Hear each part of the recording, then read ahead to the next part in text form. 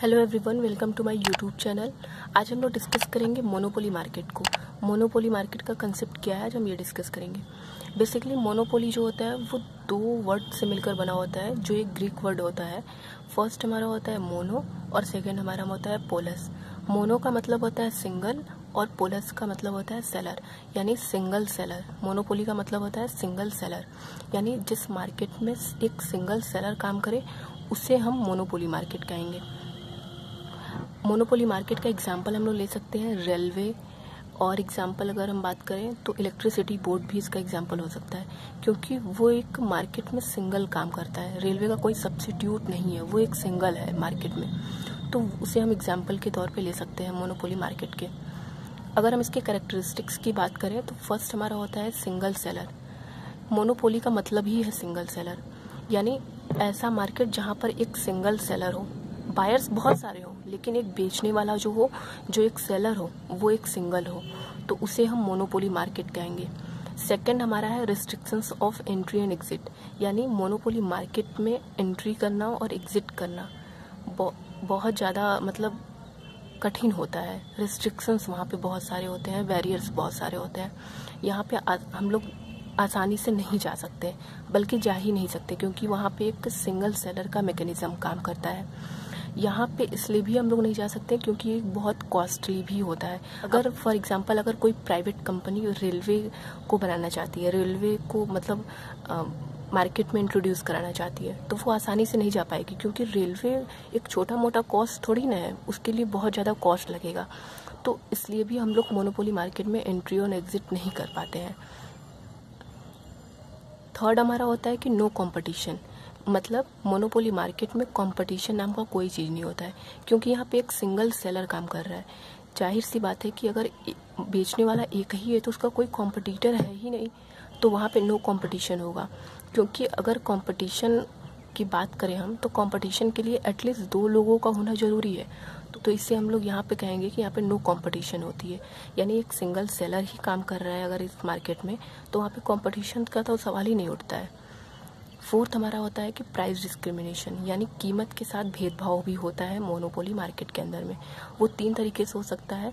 First हमारा होता है personal price discrimination, second place price discrimination, and third use price discrimination, यानी individually भी हमारा प्राइस डिस्क्रिमिनेट होता है, प्लेस के अकॉर्डिंग भी हम लोग प्राइस डिस्क्रिमिनेट करते हैं मोनोपोली मार्केट में, और मोनोपोली मार्केट यूज़ के हिसाब से भी प्राइस डिस्क्रिमिनेट करता है। अगर हम बात करें पर्सनल प्राइस डिस्क्रिमिनेशंस की, तो फॉर एग्जांपल रेलवे में इंडिविजुअली भी डिस्क्रिमिनेट किया जाता है प्राइस के साथ। फॉर एग्जांपल रेलवे का जो टिकट होता है वो सीनियर सिटीजन यानी ओल्ड एज वालों के लिए अलग होता है, और जो यंग होते हैं उनके लिए अलग प्राइस होता है।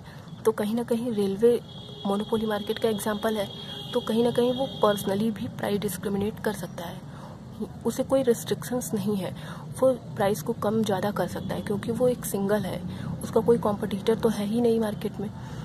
सेकेंड हमारा होता है place price discrimination. Place price discrimination का मतलब कि फॉर एग्जांपल इलेक्ट्रिसिटी बोर्ड, जो भी इलेक्ट्रिसिटी हम लोग यूज़ करते हैं वो प्लेस के अकॉर्डिंग भी प्राइस डिस्क्रिमिनेट होता है। जैसे हम लोग रूरल एरिया में अगर उसी इलेक्ट्रिसिटी को यूज़ कर रहे हैं तो हमें कम पर यूनिट चार्ज देना पड़ता है, लेकिन अगर वही इलेक्ट्रिसिटी को हम लोग अर्बन एरिया में यूज़ कर रहे हैं तो उसके लिए हमें पर यूनिट जो चार्ज पे करना होता है वो इन कंपैरिजन ज़्यादा करना होता है हमें रूरल एरिया के। यानी रूरल एरिया में अगर उसी इलेक्ट्रिसिटी को हम लोग यूज़ कर रहे हैं तो हमें कम पे चार्ज करना पड़ेगा, लेकिन अगर उसी इलेक्ट्रिसिटी को हम लोग अर्बन एरिया में यूज़ कर रहे हैं तो हमें ज़्यादा कॉस्ट चार्ज करना होता है। तो यानी प्लेस के साथ भी हमारा प्राइस डिस्क्रिमिनेट होता है मोनोपोली मार्केट में।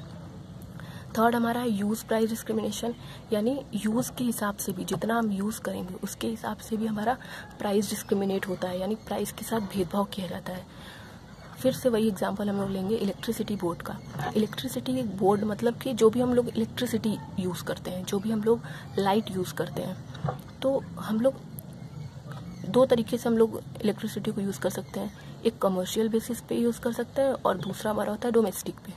कमर्शियल का मतलब जो भी हम लोग शॉप पे यूज़ करते हैं, जो भी दुकान पे यूज़ करते हैं, वो हमारा कमर्शियल हो जाएगा।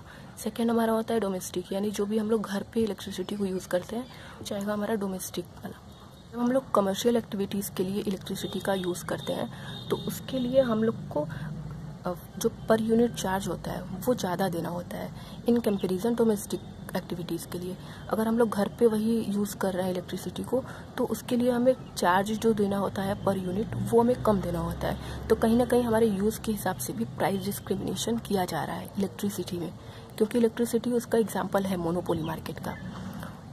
फिफ्थ हमारा है full control over price and supply of goods, यानी मोनोपोली मार्केट में प्राइस पे जो होता है उसका फुल कंट्रोल होता है। फुल कंट्रोल का मतलब इसलिए होता है क्योंकि मोनोपोली मार्केट में एक सिंगल सेलर का मैकेनिज्म काम करता है। एक सिंगल सेलर है तो उसका प्राइस पे फुल कंट्रोल तो होगा ही होगा, क्योंकि वो प्राइस को घटाए या फिर बढ़ाए उसका कॉम्पिटिटर तो कोई है नहीं, उसको कंपटीशन की भावना तो रखनी नहीं है। तो वो अकेला है तो वो ज़्यादा रखे या फिर कम रखे, यानी उसका फुल कंट्रोल होता है प्राइस के साथ। दूसरा हमारा होता है कि supply of goods. Supply of goods पे भी उसका फुल कंट्रोल होता है, क्योंकि वो सप्लाई ज़्यादा करे या फिर कम करे, उसका कोई कॉम्पिटिटर तो है नहीं मार्केट के अंदर, तो वो सप्लाई कम भी कर सकता है ज़्यादा भी कर सकता है। 6 हमारा होता है no availability of substitute goods. Substitute goods इसके नहीं होते हैं।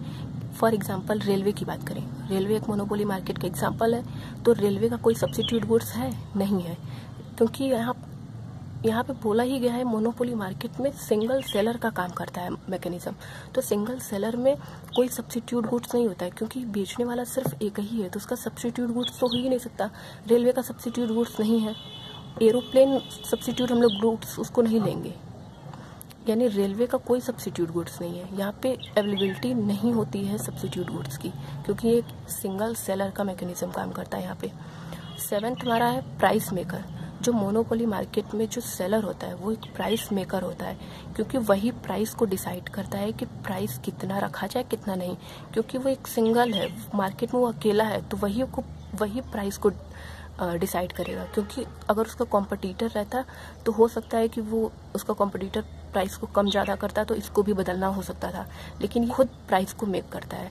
तो ये हमारा है पूरा मोनोपोली मार्केट का कंसेप्ट। आई होप ये वीडियो आपको ज़रूर क्लियर हुआ होगा। अगर क्लियर हुआ हो तो चैनल को लाइक शेयर एंड सब्सक्राइब जरूर करें।